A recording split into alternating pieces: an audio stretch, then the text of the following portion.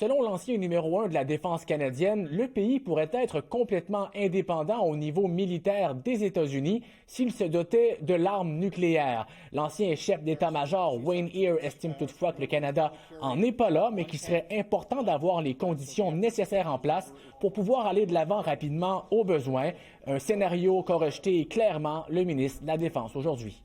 J'ai beaucoup de respect pour le général Eyre. C'est un homme qui a bien servi son pays, qui a mis des dizaines d'années dans les forces armées canadiennes, mais Canada a aucunement l'intention de poursuivre des armes nucléaires. Par ailleurs, le Parlement a honoré aujourd'hui le 22e premier ministre Stephen Harper en dévoilant son portrait officiel qui se retrouvera aux côtés de ceux de ses prédécesseurs sur les murs du Parlement. M. Harper a livré un message dans son discours en disant espérer qu'il y ait d'autres premiers ministres qui le suivent, mais que pour y arriver, il faudra de l'unité des partis politiques devant les menaces extérieures. Cela exigera qu'en ce temps périlleux, les deux partis, quelles que soient leurs autres divergences, s'unissent contre les forces extérieures qui menacent notre indépendance et contre les politiques internes qui menacent notre unité.